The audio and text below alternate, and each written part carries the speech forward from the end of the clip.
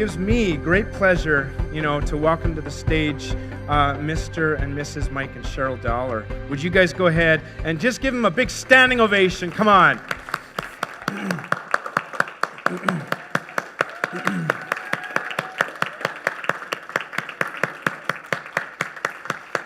To come up here you guys go, and have a seat on the comfy couch from my office. It's funny because that's normally in my office, and I'll usually sit and study on that. But this past week it was sitting out here, so I awkwardly sat out here and studied while the girls worked on the at the movies props. So it was comfy for me, and I think they were having fun. So. Yeah, so Mike and Sheryl Dowler, here we go. I'm assuming because they're relatively new to the church that a lot of you guys don't know who this amazing couple is, but, as was the case with the previous people who were sitting on the couch earlier this week, I was able to meet with them, myself and my wife, had them over on Monday, and we got to kind of hear a bit of their story. So I'm very excited for what you guys, I hope, will glean from their story this morning. So, I didn't even actually prep the guys at the thing, but I gave you guys some pictures, and I think one's just called Dowler Family, but I think you sent this one to me earlier this week. And if you're wondering, what they look like now, they're all in the front row here. So I think one of them has grown like a 14-inch beard compared to that one there. But maybe not a 14. And we've got a fiancé that's not in that picture. And he's got a fiancé. Our son is engaged now.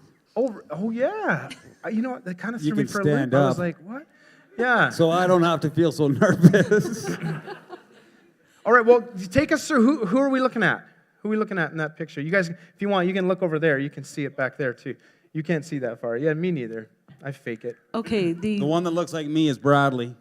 Well, I was going to say that was you, maybe, but. He's got a little more hair, but... Yeah?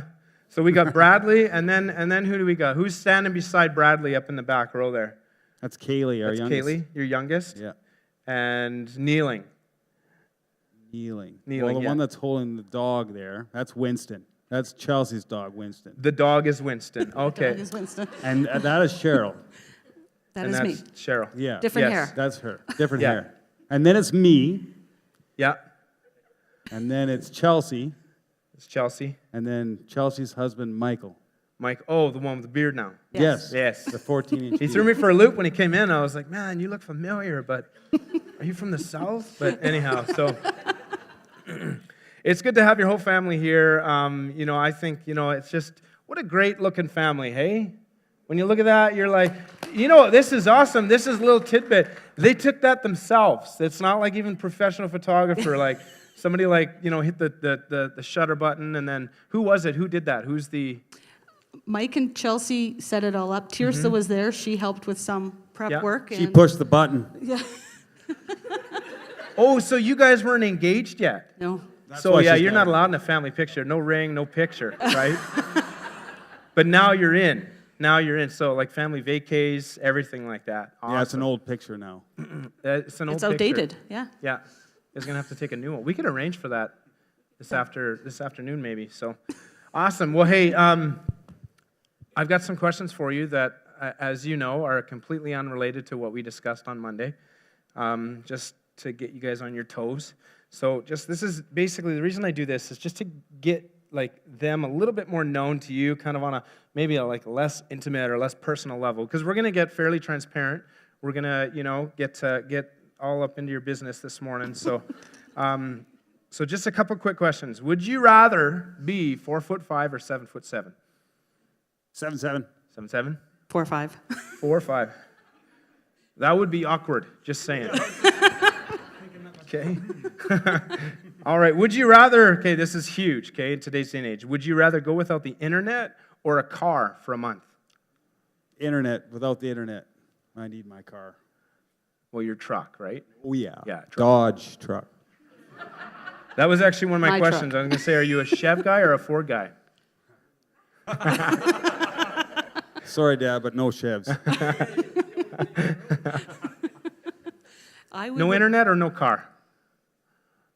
No car. Isn't that You guys don't judge, okay? She might have, her house Within a might have a month? really good walking score.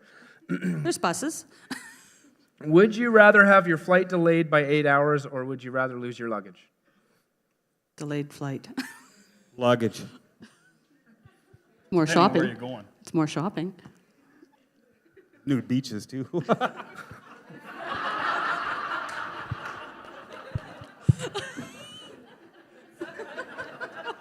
Sorry. I was going to take how's your love life, but I'll just take that one out. We won't delve any deeper. Would you rather never be able to eat hot food again or never take a hot shower? Never eat hot food again. Yeah, like basically. That's Yeah, a oh, tough that's one. what you're saying. Salads are okay. Because I like hot food, but I gotta have a shower, so I'll have to say no to the hot food. You know what you could do is just take your food into the shower. Well, Would you rather be 10 minutes late or 20 minutes early for everything? No matter what you did, you were either 10 minutes late or you're 20 minutes early for everything. 20 minutes early. Yeah, me too. 20 Yeah. minutes early. Would you rather be a master of every single musical instrument or be fluent in every language? Language. Language. Sorry, Shy. Would you rather, I think I already know the answer to this one, be a vegetarian or only be able to eat meat? Meat. Sorry, Kaylee. Our youngest daughter is a vegetarian. Kaylee, I'm with you. I'd go vegetarian. No meat, eh? All right, we're done. No meat? No. Would you rather know everything, like know everything, you're just like a genius, or be amazing at anything, any activity you tried? Activity. I don't need to know everything. I agree. Yeah? Yeah. Rule, like you could, You know me. you already do know everything. So you got that one. Would you resort or cruise ship, like for a vacation? Resort. Cruise ship. With a Just big because fish I and said water. something different, yeah. I guess you guys have to do both. Pancakes or waffles? Waffles. We had waffles this morning. Did you guys? Yeah, homemade. Homemade waffles. Shopping trip or day at the spa? Shopping. Spa. There's a lot of differences, Yeah. in their answers. Early bird or night owl? Night owl. Early bird. Call or text? Call. Text. Text? This is weird, okay? She said call, he said text. Yep, I texted her this week, and he called me. That's because I was working and he wasn't. Yes. She told me Okay, to. and just because I know you guys would love to answer this, would you, if you could be a superhero, would you rather be Spider-Man or Batman? Or Spider-Man. Brad. Batman. Awesome. Okay, well, let's get a little bit serious. So, Mike and Sheryl, you guys came to Bridge Church. They've been here for, I'm sure that, if you guys have seen them around, for almost a year. It's coming up on a year. And there's their beautiful family. But I guess, just going back even, like, further before that, who is God to each of you guys? Like, what's your background in church? I grew up going to church, knowing that there was a God, knowing that he was in complete control of everything, but until the last few months didn't really realize how much or to what degree, or that relationship, that personal part. So I always knew he was there and he was in control, but the relationship part was missing, and that's what I've been fortunate enough to gain the past few months. Mike? I went to Sunday school, but that's pretty much it. It really didn't. I knew he was there, but just kind of, I'm doing my own thing. That's just the way it's going to be. So you kind of knew about him Yeah. based on your experiences Yeah. in Sunday school, but it just was... It was just kind of in one ear and out the other. Did you have good church experience when you were younger, or... Oh, yeah, I was fine. Yeah? Yeah. Sheryl? Did you have good church experience when you were younger? I did, yeah, I did. I remember different parts of my life where I would feel closer to God, like different things would happen, and I would say, okay, well, God is there, and God is real, and I can see that He's awesome, but then that would fade. I'd fall back into old ways, and then, yes, He was still there, and He still had complete control, but it wasn't a daily walk. It was sort of a situation by situation. Right. Did you have like any bad church experiences? And don't worry, we're not judging churches. I'm not going to ask you where it was, but I just wonder, because I know like a lot of people, who especially like grow up in the church, or like Mike, like you told me, like you kind of just went because your parents brought you type thing. A lot of times people can just have a bad church experience when they're a little bit older, and they just kind of like, like I'm sure some of you guys have done this even before, where you have that one bad experience and you just kind of like base like church. And then the problem is we often project our church experience to our God experience, right? And so like, have you had any of those kind of like, what the heck, like that was just so wrong or hurt or, I know that we have gone to churches where we felt like we were always the new person and nobody ever approached us. Like, it was, I don't know if it was so big, or I don't know if they, we put on an air that was, unapproached. I don't know what it was, but it was just like we didn't belong. And we've been to various churches. Yep. We've tried different places, and it was like, does this fit for us? Is this where we need to be? And it was just, that wasn't the place that we were being fed, I guess. So we needed to find a place that we could go and feel like we're part of the group, and Yep. that, this is where God wants us to be. That, I guess that's what we were looking for, and hadn't found it until just, recently. So, Where's that at? What's in my purse now. Mike, what about you? Have you had just a crazy bad church experience where you're just like, No. no? It's pretty much the same kind of thing. It's like searching for something, but Yeah. not really clicking where it is. Right. And going back when, not really any bad church experience. It's Yeah. just kind of, no, I'm still going to do my own thing. That's just the way it is. So, well, you haven't had one yet. I'm sure we can make one for you guys. So you guys came here, and you're now in a small group. You guys have plugged into a small group. Can you tell me, like, what's that been for you guys? What's small group been like? That's fun. They're all out here They're all somewhere. out there, yeah. Actually, they welcomed us all from the very beginning. Just like friends. Just like friends. We sat down and they said, okay, we want to know all about you. And Yeah. Oh. Mike and I looked at each other and said, well, they asked, okay. And so we shared, and it didn't scare them away. So we were thankful for that. Then we ended up here somehow. Up on the couch, yeah. What's your favorite thing about it, Mike? Small group. Yeah. Just the atmosphere, the people, Yeah. the conversations. You feel comfortable. It's like you're pretty much at home. Can even run down and make my own coffee and everything. Nobody needs to watch. Yeah. People might judge you with how much sugar you put in, right? So back in September, you came to church once, and then you ended up, coming back a little while after. Like, what brought you back? Like, what were you like, I want to go back there? Because you were only here for I think it was one service, I think, or Maybe two, two? yeah.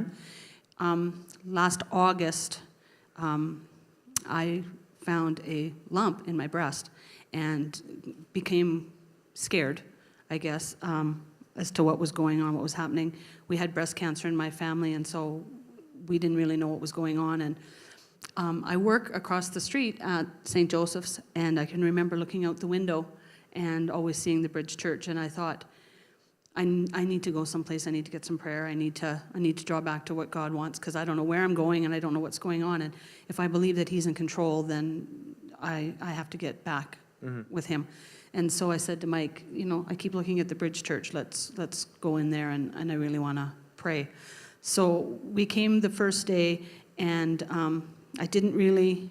I don't even know if if we really talked a whole lot to anybody, but I can remember seeing Margaret and thinking, okay, Margaret is with Richard, and that's somehow linked to the pastors or the staff of the church, and that's who I have to talk to because that's who I want to pray with. Analyzer. She analyzes everything. Well, but I knew that that's what I wanted. I wanted to talk to somebody and get some prayer. And so we came in here, and as soon as I talked to Margaret, she got a whole team of people. There was lots of people that surrounded us, and we got to meet you and your wife, and it was wonderful. We got to sit down and we had prayer, and it was very encouraging, very it was very good for us. It put us back in touch with God and where we needed to be. And then things got progressively worse in terms of my diagnosis. We were told it was small, it was minor, it wouldn't be anything. You'd have 5 days off and you'd carry on. And every time we went, the news was bad. It was worse. It's bigger than they thought. It's more aggressive. Yes, it's cancer. And so now you have to have surgery. So I went and had surgery. And then we were told that the cancer was in a lymph node, and I needed chemo. But not only that, they didn't get all the cancer with the first surgery. So I had to have a second surgery. So I had a double mastectomy and started with chemo right away. And during that time, we didn't come to church. We did a lot of praying. We did lots of drawing closer to God at that point, but we didn't come to church. It was just, it's hard for me to go out with some of the things that were happening with the hair loss and the, and although I know those things are minor, it's just harder to go out like that. Hair loss, I know, really? I'm sorry. Mine grows back, his will not. I can say this because I have the same problem. It's just they just choose where not to grow back. So now, Mike, this wasn't your first experience with cancer, was it? Like somebody close to you with cancer. Can you share a bit about what happened earlier in your life? Yeah, my mom had breast cancer and then went through all the whatever, and then 2 years after, 3 years, and then she got it in her liver and where else, and it didn't take long after that, and she was gone. Right. So, yeah, that's. And you had also mentioned this wasn't the first breast cancer in No. your family either. My aunt had breast cancer in her early 40s, and then my mom had breast cancer. She found her lump 2 years to the day that I found mine. So she just finished her treatment, and her hair's come back, and everything's good, and then I found mine. Right. So immediately, kind of like fear, in a sense, would kind of grip you. Can you maybe just explain like your first, because I know on Monday you had said you found it, and I think you went to a doctor even before you. I found it on a Sunday evening. I was having a shower, and I found the lump, and it was like in those movies where they want to make something more dramatic, and it was like tunnel vision. Do the sound. Dun dun dun. Dun dun dun. And for me it was like, oh, this is really happening. And I remember going to bed that night, and I kept checking to think, okay, well, this isn't real. It's not really there. It's just your mind playing tricks on you. And I didn't say anything at all to Mike at all, because I thought, I don't even know if I can say this. I just couldn't say the words. So Monday morning, then I got up and I made a doctor's appointment. And then Mike came home from work, and I said to him, I got to tell you something. And so I told him. I was crying, and it was really emotional. And he says, why didn't you tell me sooner? And I said, I didn't even know how to say the words. I just couldn't say them. And he says, okay, well, let's just hang on. Let's see what the doctor says, and let's see where this takes us. And that's where we found out that it was just continually different than what even the doctors had said it was going to be. Right. And so you went for one surgery, and then you ended up going back for another surgery, and then you started chemo. And then you guys, you were faced with a decision to kind of carry on with different treatment, right? Can you share kind of that experience? Well, when I went to the doctor after the second surgery, they told me that they got all the cancer. There was no cancer. I had some other tests done, and there was no active cancer that they could find growing. And so they wanted to start chemo, and they were recommending 6 rounds of chemo, 3 with one drug and 3 with another, and then radiation and the whole bit. But she said it was up to us to decide whether or not we wanted to do that. We decided to do the first 3 rounds of chemo, and actually, God was so good through them because I had no side effects. I was not sick at all through them. I had a couple of days where I just sort of laid on the couch and said, okay, just walk around me and, I'm not here. Sort of sluggish. Some of you, I don't know if you have, had somebody, experience chemotherapy, and that's an astounding statement, right? To not get sick through it all. Because not at all. I wasn't. For those of you that have had somebody close, or, it normally, in most cases, just wipes you out. Yeah, and they're really, really sick, yeah. Yeah.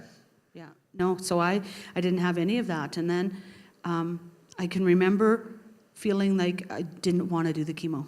I remember feeling like this isn't what I'm supposed to be doing.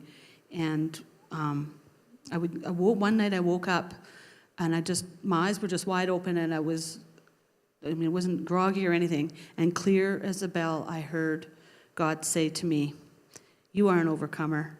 I have this." And Mike got up the next morning, and I said to him, I'm not doing any more chemo because I don't think that's what God wants for me. I felt guilty going for the chemo.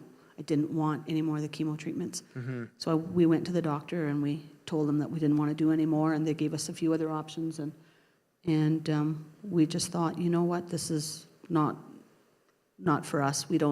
There's no active cancer, and there is nothing. So, God says He's got this. He's got it. And so how did that decision play out with your family and close friends? And because I just think, like, if you're my mom and you told me, okay, I have breast cancer, but I've decided to no longer go for treatments because God's got it, I would be like, Mom, are you crazy? Right? Yeah. Like, you can take chemo and you can get better because of the medicine that honestly that God gave us the creativity and the knowledge to create, right? Yeah. I would have been, what? Why? What we did actually was I talked to each of the kids, and what I said to them was I didn't feel that this was God's plan for me, that I believed that He had it looked after, that I didn't have to worry about it, that God was going to look after it all. And the thing with the chemo is, and the thing with any of the cancer treatments is, they don't make you any guarantees. So every time we went to the doctor and they said, we recommend this, you need to do this, you need to do this, they would say, but we still can't guarantee you're not going to get cancer again. Right? So there was never any guarantee. I could do absolutely everything they said by the book. Yeah. And they could the cancer could still come back, more aggressive than ever. So when we met with the kids, what I said to them is, I don't think this is what God's plan is. I don't want to do this. I want Him to look after it. I'm going to trust that God's going to take care of all of it. But my wish for them was that if the cancer came back, that was also God's plan, and that they wouldn't be angry with me or with Him because of that choice. Because then He had another plan for me. But we can't control the cancer. So, yeah. And the doctors can't either. So let's trust God, and He'll look after it. And Mike, you were in the same boat when she came to you and shared that moment in the middle of the night when she just felt God say, "You're an overcomer." How did that play out in your mind? Were you just immediately, yeah, you're right, or? Pretty much. Yeah? I was like, yeah, right. Because we went to all the doctor's appointments, and they showed the graphs, and because you fall under this thing, it's going to improve this much, but there's always that but. Then everything before the but doesn't matter, right? You're right. Like, but, okay. So there's no guarantee, and then with the radiation, they said, but it could cause This other cancers. Right, yeah. So we're like, well, that's what, to increase it like 3%, it's not worth it. I would rather trust that God has it in His hands than risk whatever, right? Yeah, Like, yeah. And And you had said, on Monday, you said a statement, which I thought was profound, along the lines, I would rather trust God. How did you say that again? I would rather be obedient to what God wants for me than follow what people hear, doctors or people that are I mean, everybody's like, no, you need the treatment. You're right. I did have people tell me it that's was the thing. crazy. Everybody wants the best thing for you, Yeah, right? yeah.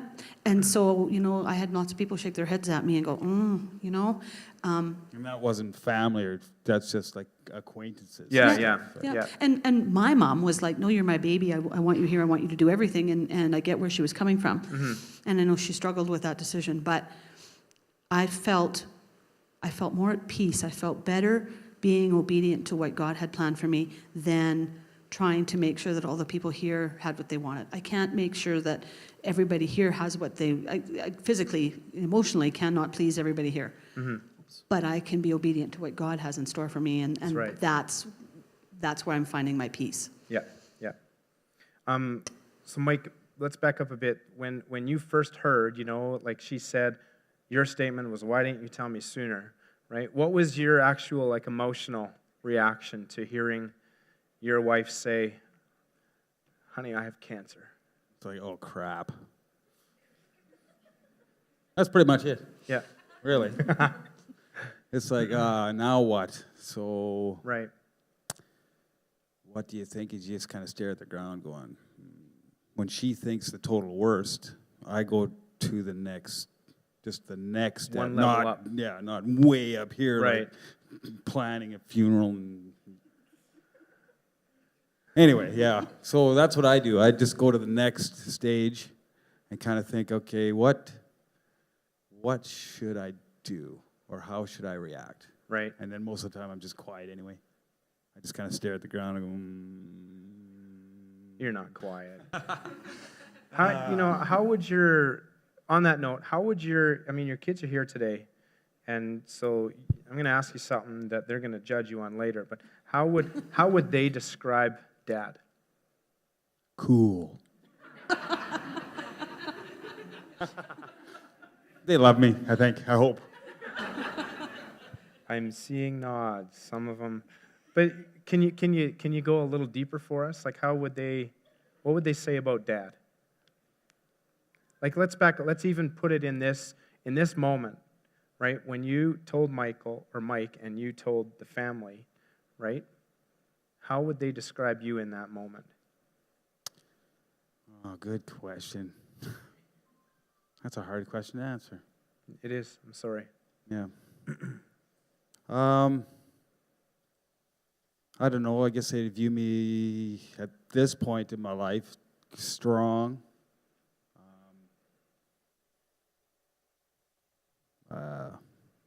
supportive, Mm-hmm. loving.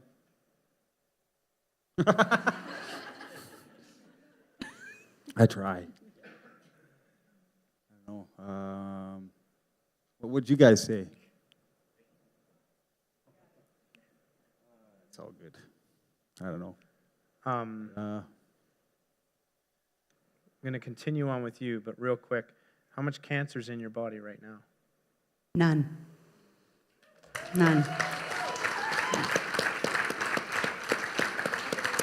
I don't go back for 6 months to the cancer clinic. And you actually don't see the cancer doctor. You No. see the general person. Yeah, I'm done. It's all good. Isn't that awesome? Yeah. So far, what you're telling me when God said, "You're an overcomer, I've got this," He's proven Himself true up to this point. Absolutely. He has been faithful. Amen. He has been faithful, yeah. Mike, back to you, just because you're such a deep talker. You just described, using words strong and loving, and would you say that you would always describe yourself as that? Like, has it always kind of been that way? For the most part. I'm not sure how far you want me to go back. You can go back all the way to 1989. I knew that was what you wanted. Well, let me put this, think about how I'm going to put this. I was all those I described back then, but Yeah. at that point, after 89, I was very angry.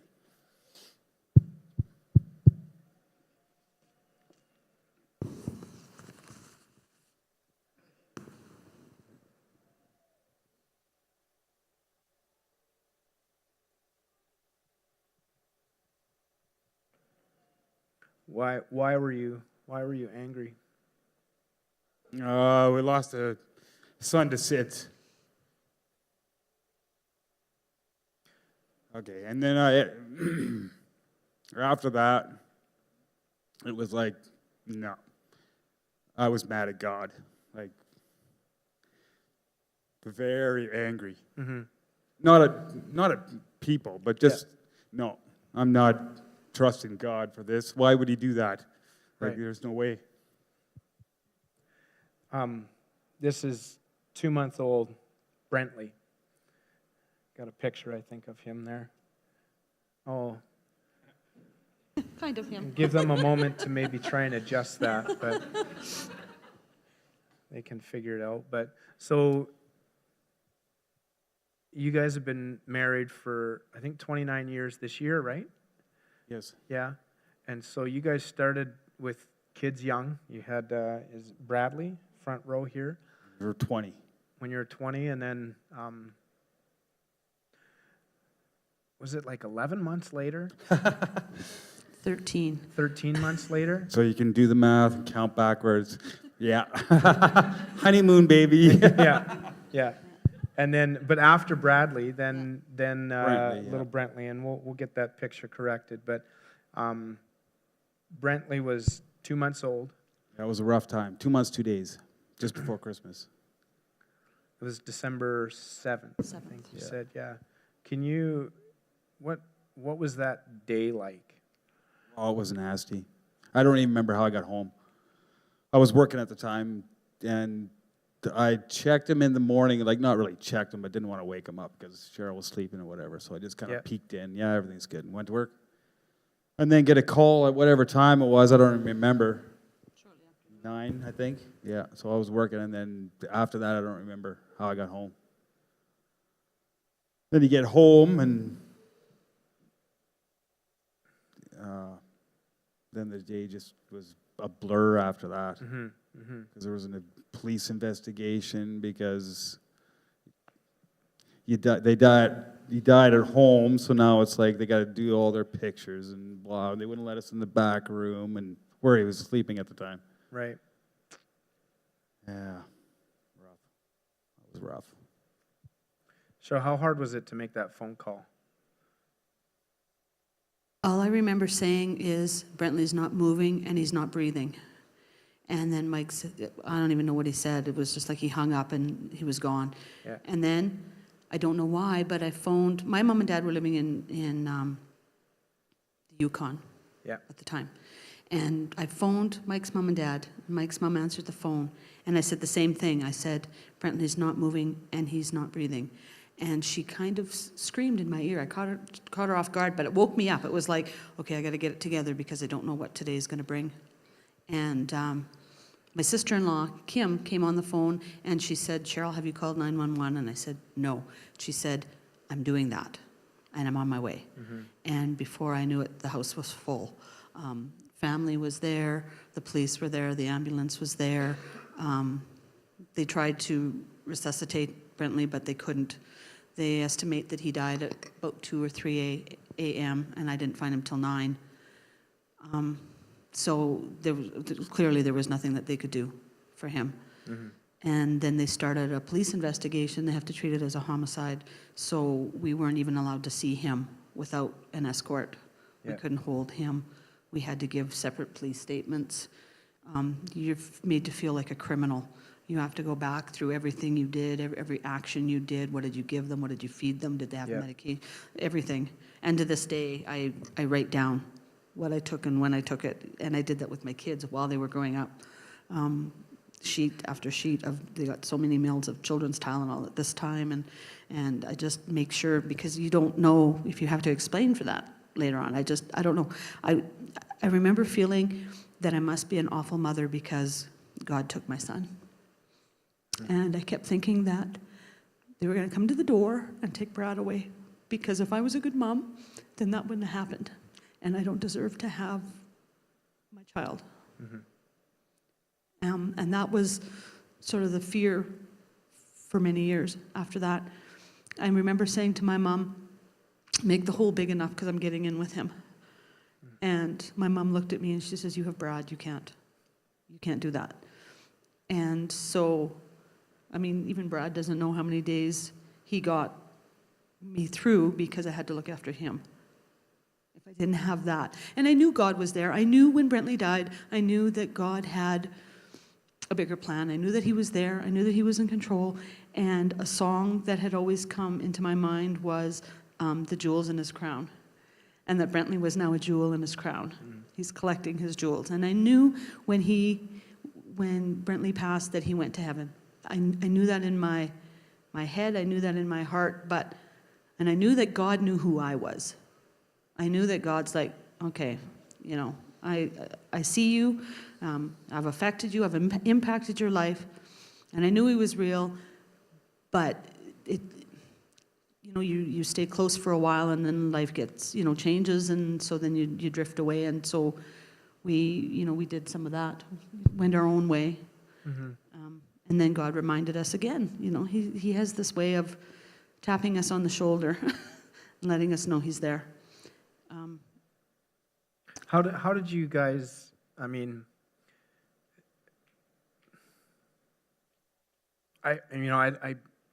to say, I understand what you're going, like, there's no way I could say that, and even just seeing you kind of, discuss this, it's very emotional for me as a dad, but, like, how did you, you're kind of relating to some of these, how did you cope?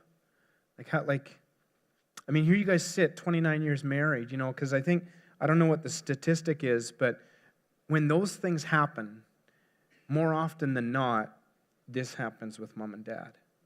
Do you know?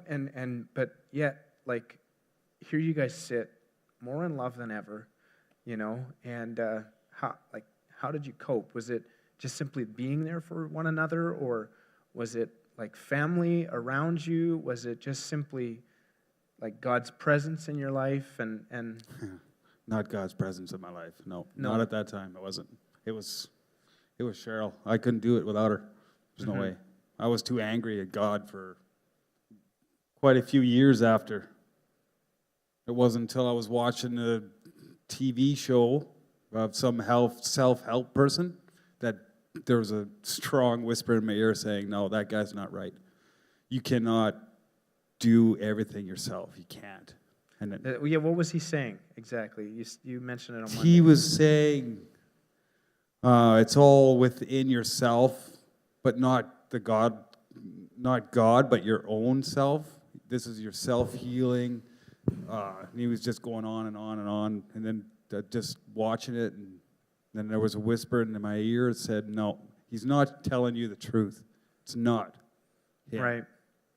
And then, So at that point, were you already thinking, like, I need to do something about my anger? almost, it was like at that point. Right. It was like, you can't go on like this anymore. Yeah.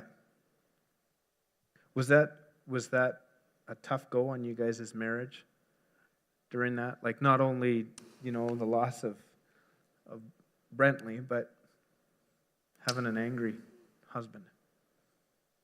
I remember a time when communication was not real great after Brentley had passed. And I remember going to Mike and saying, okay, like, you got to talk to me. And he said, I can't talk to you, because if I talk to you, then I get close to you. If I get close to you, then something happens. And that scares me. I remember one of the worst things that I had to do in my life is pick your sons.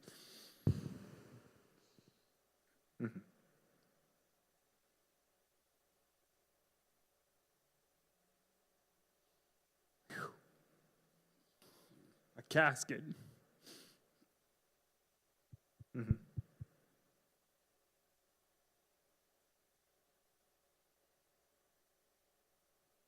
didn't think it was going to be this bad.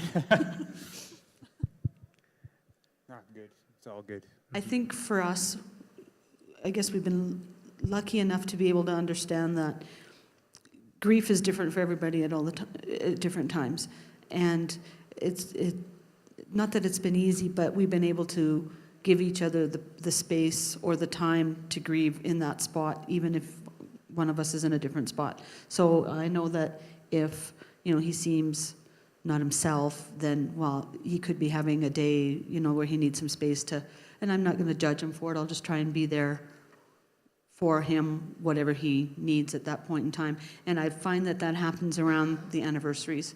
About a week before the anniversary of the passing, then it's like we're in different places and a little more on edge and, might snap at each other, and then we'll go, okay, look at the calendar and, here we are. And then we sort of back off from each other and the time passes and then we just move on from there. It's just giving each other the space to walk through it. And I guess now, we're doing lots more praying about how to get through those. But those days initially were a blur. They were hard. Yeah. Yeah, when you look back now, you can see God's hand in it all the way. Like, even though you don't think that, but it's, yeah. And I apologize for that. Like, now even, it's like, I'm sorry I was so angry. Like, but they say he can handle it. But I just wish that back then I knew him stronger to probably help me through it better. I don't know. Right. So that night that you were watching that, whatever it was, TV show, what happened after that? When you heard God say that man's lying, was it a decision, I guess, for you at that moment to say, God, I can't do this on my own? Yes. I think that's why it was, because it wasn't a quiet whisper. It wasn't. It was pretty loud. Yeah. And so what was that process like, I guess, after that?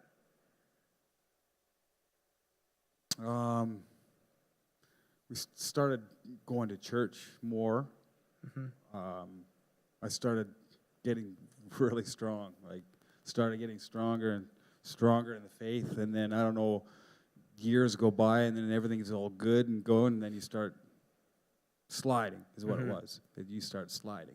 I think that's just the natural progression for anyone, right? Is we just tend to... But there was enough time in there between that time and our next life-changing experience that I was stronger. Right. Let's talk about that for a bit, because you had spoken of anniversaries, and we're coming up on another pretty important anniversary in you guys' life. Can you take us through the birth of Shandy, and I think it was 94, I want to guess? Because we had lost Brentley to SIDS, we had gone to a support group and we had talked to other families that had lost their children. And lots of stories we had heard talked about. At 32 weeks, my baby didn't move anymore, and so I went to the hospital and they had passed. And we met lots of those kinds of families, and we didn't really fit with those families because we were a SIDS. But I remember those families. I remember meeting those families. And then when I was pregnant with our fourth child, Mike was working, and I was sitting at home with the other kids and thinking my baby hadn't moved a whole lot. I was 6 weeks from delivery. And so Mike came home, and it was the middle of the night, and I said, the baby's not moving. And he said, you're okay, just relax. And I said, I can't, I'm going to the hospital. Drove myself to the hospital thinking they're all going to think I'm nuts. Here I am, this overprotective, crazy mom who... Well, normally you don't drive yourself to emergencies. So. No, but I did. I thought she was nuts. He had to stay with the other kids. Yeah, that's right. That's right. That's right. So when I walked in, my doctor was walking out, and he said, why are you here? And I said, something's wrong. And he said, How do you you're run fine. into your own doctor at that time? Yeah. Yeah, and this is like at, 3 a.m. or something like that? Yeah, it was crazy. Right. And he says, go upstairs, they'll put you on a monitor, and then go home. So again, I went upstairs, and I'm thinking, oh, they're going to think I'm really lost at this time. But they hooked me up to the monitor, and she said, "You're right, something is wrong. We have to do something." And so they called the doctor, and I had to wait, till daylight. Got some supports for the other kids, and Mike came to the hospital, and they weren't sure what was going on. Supports. Yeah. The so- babysitters? Babysitters. Mom.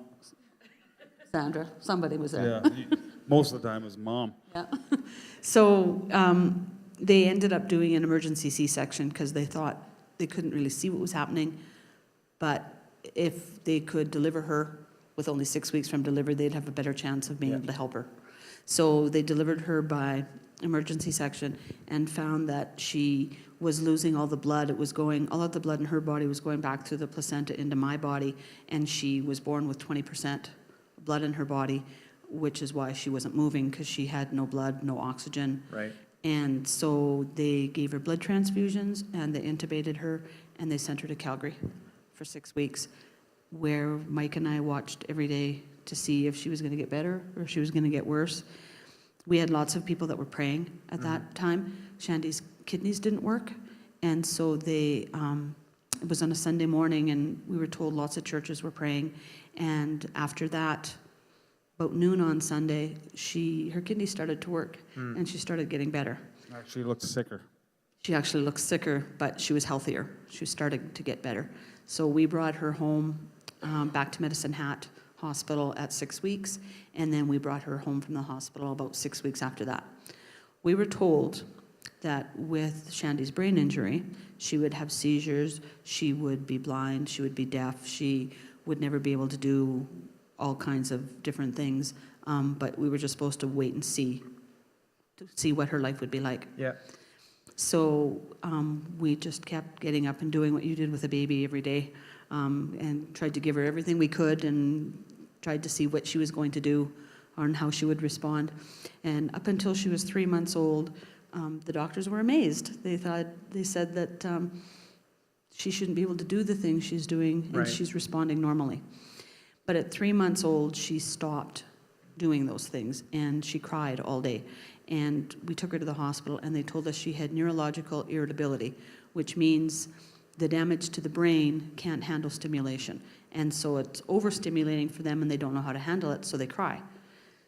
She cried 24 hours a day for probably 10 years, and we gave her a sedative every 4 hours in that time, because that's all it was just too stimulating for her. She was cortically blind, which meant that her eyes were normal, but her brain couldn't interpret what she saw. She could not speak. She did have some tones that she could not hear. She did have some hearing loss. She couldn't swallow without aspirating into her lungs, and we were told that would be could take her life, because she'd end up with a pneumonia. Mike, could you tell us some of the stuff that she could do? Because I remember on Monday you said the doctors are saying she wouldn't be able to do this, she wouldn't be able to do this, she couldn't do this. There's no way, don't even hope for that, don't even picture, what amazing experience. This is Shandy, this is a family picture. I don't know if it's at Disneyland or if you guys just came dressing back. up like you wanted to go or something. Just but came back, yeah. you just came back. And there's the Yeah. family with Shandy on I'm Dad's holding lap. Shandy, yeah. Like what She was an amazing kid, that one. Well, they all are. Just so you all know that, yeah, you're all good. Shandy could do lots of things. She taught us a lot. She didn't talk, but yet, wow, she was amazing. She didn't cry 24/7, but she was pretty good at it. I feel sorry for the kids. Well, too, because they had to listen to it all the time, and she knew when you walked into the room. One of us walked into the room. She knew it right now. You could see it on her face. Even though the doctors had said, well, Even she's so. blind. All you do is say something, and she knew who you were Mhm. because of the way her face lit up. And that was for everybody. That was her brothers and sisters. That Yeah. was her grandparents. It was anybody who took the time to talk with her. She would respond to them. And how many times did she see Shrek? I think they know every word of the movie because she loved that movie. Yeah. Yeah, she would light up that movie all the time, especially the sounds. Get the funny sounds, she would be laughing. Yeah. We still have Shandy moments where we hear something and we go, oh, Shandy would love that, or we go, oh, Shandy would hate that. Can you take us through the incredibly hard decision that you guys had? Well, to start, the second hardest decision I had to make in my life is moving her into a group home. Hmm. How many people move their young daughters away from home? But it was a blessing because it helped us with all the everything else that was going on, because she was a handful.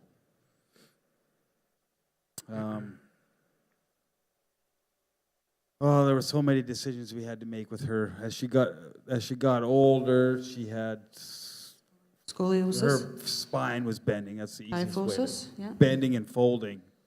So eventually she would have to have a surgery that put pins in her spine. And I was Quite an dreading it. invasive surgery Yeah. you had mentioned. Yeah. Totally. Well, she's had other surgeries until then, but I don't know if I was really dreading that one. I'm like, I don't think I could handle it, let alone her. Because this wasn't the first. Like, she had been essentially poked and prodded kind of her whole life with different things. And Yeah, surgery on her legs to Yeah. release the tendons on her legs because they were too tight. Mhm. So they put her in broom casts. She was like this for I don't know how long. It's like, wow, I can't even. But we still did, yeah.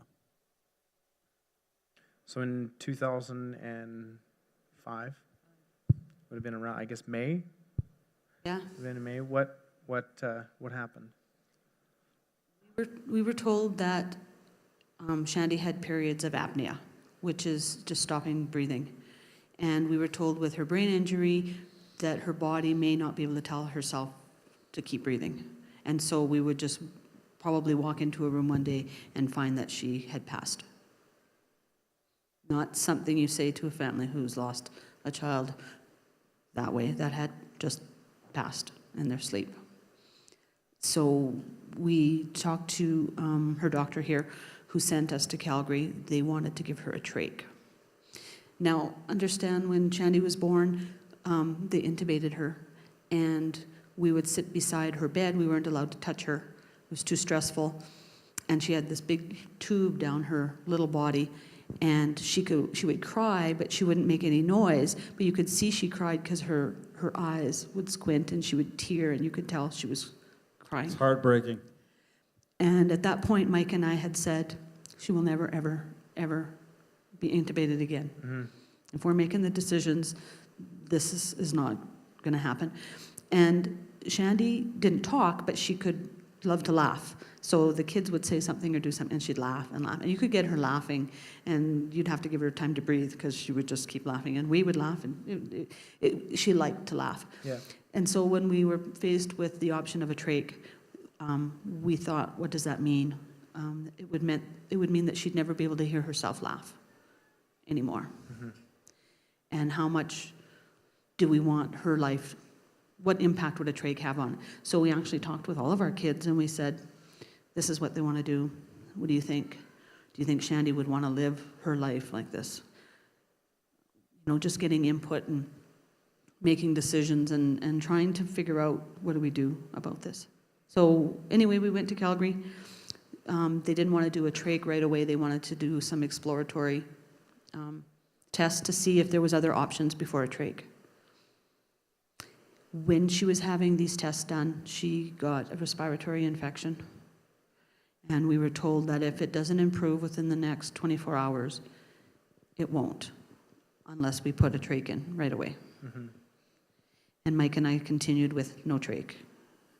Let's wait out the 24 hours and see what happens. After that 24 hours, they pulled us aside and said, she didn't get better, and it's unlikely that she will get better. And Mike and I said, bring her home. And we brought her back to Medicine Hat. And we met with her doctor here. And we decided we were not doing anything invasive or anything that was going to be further challenging on her life. But we would let God decide what was going to happen. And God decided to take her home. And so we held her as she went home to be with Jesus. Yes, we made that decision. If we had made a different decision, she might still be here with us. Her life was an ongoing medical challenge for her. She loved life, that she knew what life was, and everything that was coming her way seemed to be taking more of what she liked away from her. We just decided that we couldn't make these decisions anymore. It was something that we just had to give to God and say, all right, we just can't do this. You gotta do this. We know that she's with her brother, and one day we'll get to see them again. God's got a place for them. And we know now that she's doing the things that she wasn't doing before. God has promised us that, there's no more crying, no more pain, no more sorrow. That's right. And so she can talk, and she can laugh, and she can sing, and she can smile, and she can jump, and she can do all those things. And I can't wait to see her doing those things. I miss her here. Yeah. I miss holding her. But I wouldn't wish her back here for the challenges she faced here. Right. And I will go to her. Mike, did you turn angry again? No. Why not? Good question again. God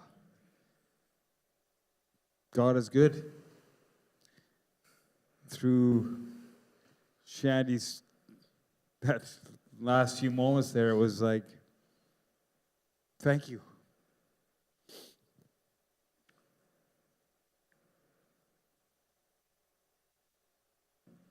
Sheryl, who's God to you now? Oh, he is everything. Without him, there is nothing. And I just keep thinking about how good he's been. People that know these things that we've been through have often said, well, we couldn't do it. You know what? We haven't done anything. People have been there beside us, walked through us. We've made decisions that any other parent would make. And we've learned that we've had to trust God through all of everything. He is absolutely everything. Couldn't do it without him. Couldn't do it without him. And he has been good even through those situations. When I think of the SIDS, and I think of the cerebral palsy with Shandy, we only had Shandy just about 11 years, not very long. God was good through all of those things. He gave us all the odd kids. We got odd children.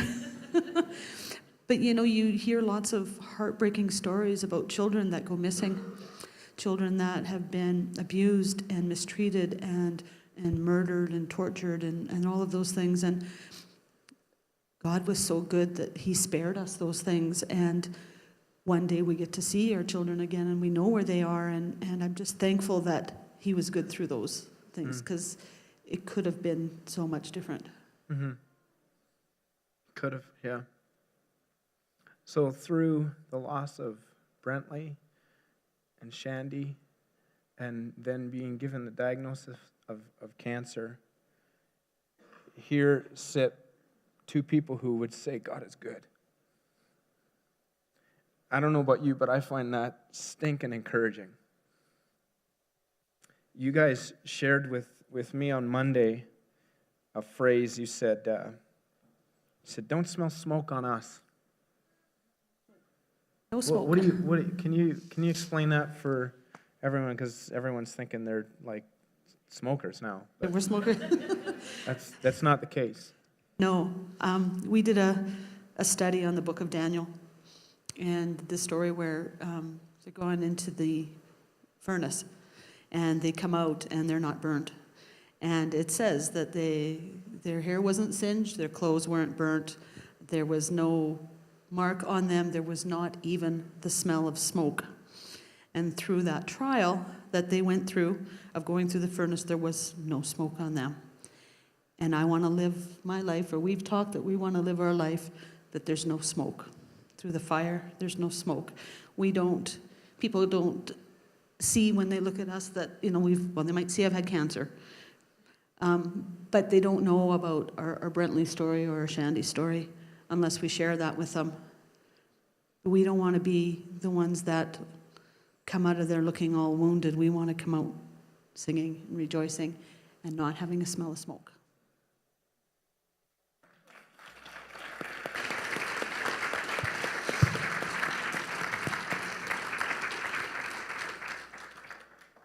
Mike, what would you tell somebody that, has, I guess, been dealt a pretty crappy hand? Like I read something the other day, and it was like, did you have a bad day, or did you have a bad 5 minutes that you're milking for a day? And I think, a lot of us, we can look at like our lives, we can look at situations that happen, and that's obviously not the case with you guys, but I think that a lot of times our perspective of God can be dictated by our situations and our circumstances. So in conclusion, Mike, what would you tell the person that is thinking, I've experienced hardship like you don't know. I've gone through this. I've had, like, what would you tell the person that maybe is angry?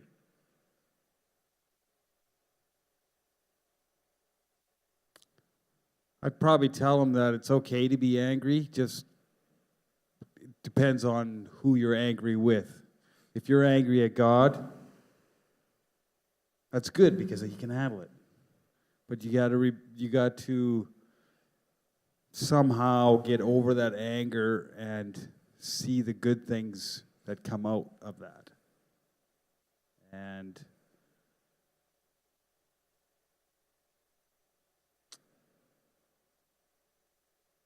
just, I don't know, trust. You got to trust.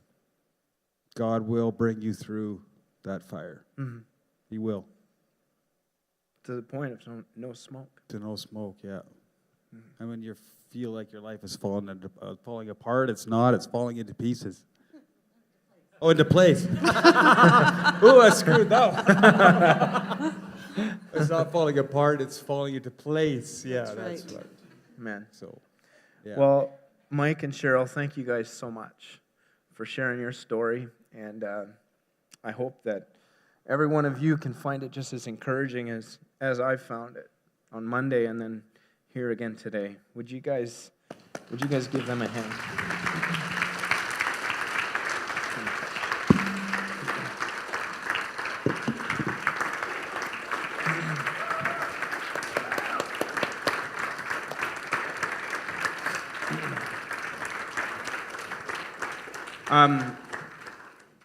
Wow, that's so encouraging. I love that. Don't smell smoke on us. I'm actually reminded, and I think it's partly due to the three individuals that they referred to in that story. Was Shadrach, Meshach, and Abednego, and they were thrown into this fiery furnace, and they were warned that, hey, this could happen to you if you don't do what we say, and I won't go into details of the whole story, but there's one phrase that I love in that whole thing, in addition to they were smoke-free, and it's their outlook on when they were faced with the decision of, do you want to do what you know you're not supposed to and forsake your God, or do you want to be obedient? And this is their reply. They said, God can save us. God can bring us through the fire and out on the other end. And this is what they said, but even if He doesn't, and I wonder how many of us, live in that state of like, but God, I know you can. God, I know you can. You can bring us through that. But God, even if you don't, how many of us would be willing to utter the three words what those guys said, even if He doesn't, He is able. Regardless of the issues that we face, regardless of the circumstances, regardless of the situations that we find ourselves in, the hardships, how many of us would be willing to say, God, I know you can do this, but even if you don't, God, you're able. And it's because of verses like this that we can find solace in the fact that God is able. And she quoted it in what God was speaking to you when he said, you're an overcomer. He was reading out of Romans, in a sense. I think it's up there, Romans 8. It says, in all these things, in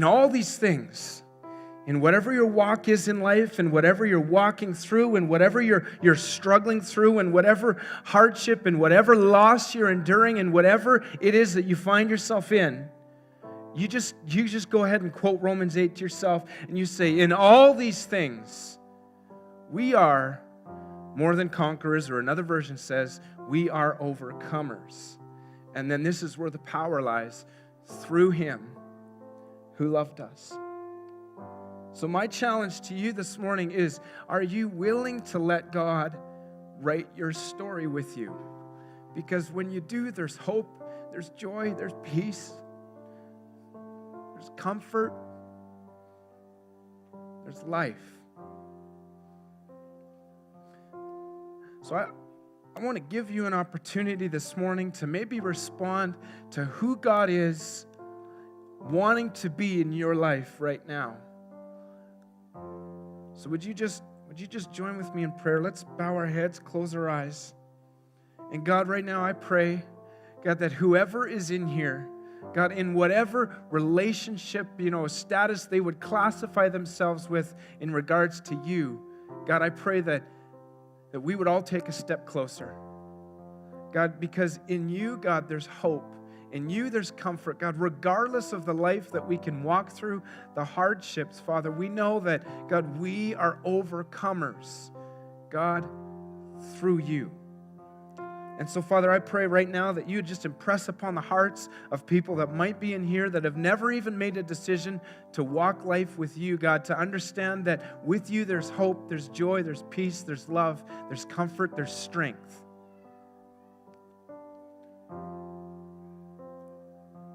God, would you move them closer to you right now?